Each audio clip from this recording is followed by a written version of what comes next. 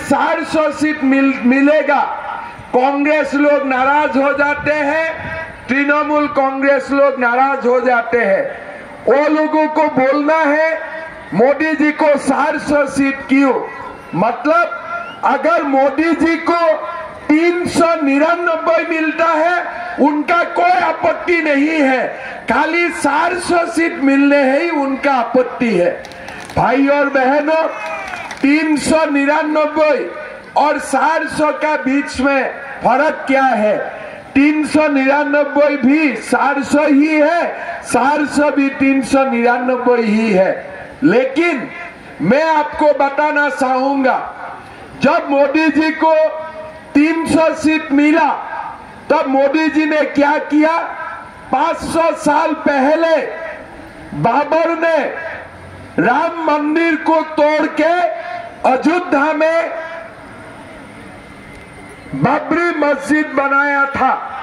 500 साल हिंदुओं ने संघर्ष किया कि बाबरी मस्जिद का जगह में राम मंदिर बनना चाहिए। वो हमारा संघर्ष साकार नहीं हुआ, लेकिन जब आप लोग मोदी जी को 300 सीट दिया, मोदी जी ने अयोध्या में राम मंदिर बना के दिखाया। ये आप लोगों का आशीर्वाद से संभव हुआ। भाई और बहनों, श्यामा प्रसाद मुखर्जी ने बलिदान दिया था कि धारा 370 समाप्त होना चाहिए। हमारा देश में एक ही प्रधान, एक ही निशान, एक ही विधान होना चाहिए, लेकिन कांग्रेस ने 370 धारा को समाप्त नहीं किया। मोदी जी को आपने मिलके 300 सीट दिए, मोदी जी ने 370 धारा खत्म करके पूरा देश का सम्मान वहां पास लेके आया।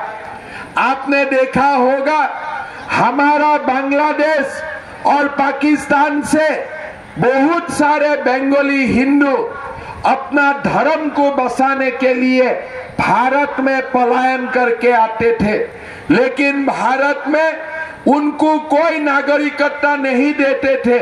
लेकिन आज आप लोगों ने मोदी जी को 300 सीट दिया और मोदी जी ने नागरिकता कानून लेके आया, बंगाली हिंदुओं को न्याय देने का काम किया। भाई और बहनों, इस बार चुनाव में आप लोग मोदी जी को 400 सीट दीजिए।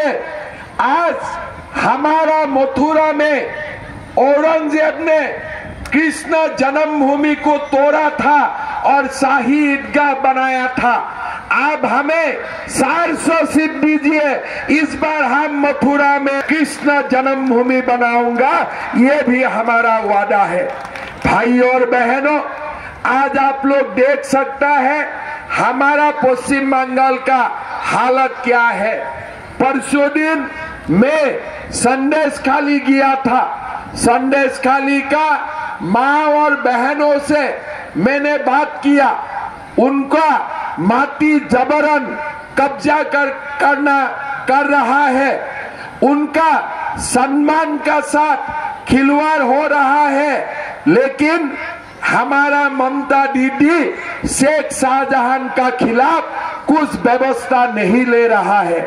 आप लोग जानते हैं, एक समय हमारे ये बंगाल को स्वामी विवेकानंद का नाम से जाना जाते थे, रामकृष्ण परमहंस का नाम से जाना जाते हैं। हमारा बंगाल को नेताजी सुभाष चंद्र बोस का नाम में जाना जाते थे, लेकिन आज हमारा बंगाल को संदेश खाली और शेख शाहजहां का नाम से जाना जाते हैं। इससे दुख का बात कुछ नहीं हो सकता है। भाई और बहनों, मैं दावा का साथ बोल सकता हूँ, अगर असम में संदेश खाली होते थे, मैं हिसाब 10 मिनट में कर देते थे, ये मैं पक्का हिसाब से आपको बोल सकता हूँ। भाई और बहनों, अगर असम में भी ऐसा बहुत शेख शाहजहां था, लेकिन हमने एक एक करके उनका ट्रीटमेंट किया।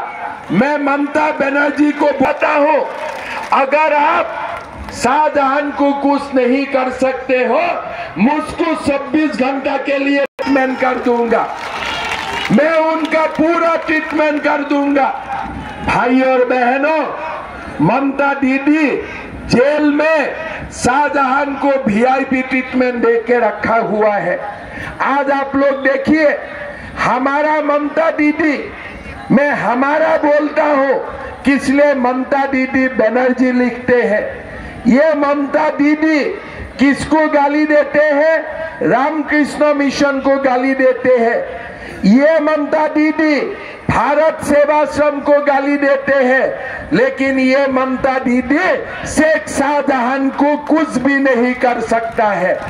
मैं ममता दीदी को बोलना चाहता हूं, रामकृष्ण मिशन गरीबों के लिए हॉस्पिटल बनाता है। Bharat Sevashram India China border में जाके लोगों को सेवा करते हैं, हॉस्पिटल बनाते हैं, स्कूल खरीदते हैं, स्कूल चलाता है गरीबों के लिए। शेख शाहजहां क्या करते हैं? शेख शाहजहां क्या करते हैं? आप शेख शाहजहां को कुछ नहीं कर सकते हो और आप हमारे रामकृष्ण मिशन को गाली देते हो, आप हमारे भारत सेवाश्रम को गाली देते हो। शर्म नहीं आते हैं आपको? आपको शर्म नहीं आते हैं? ये साधु महात्मा को आपने गाली देते हो। आप नहीं समझ रहा है, आप पाप नहीं कर रहा है, आप महापाप कर रहा है। मैं ये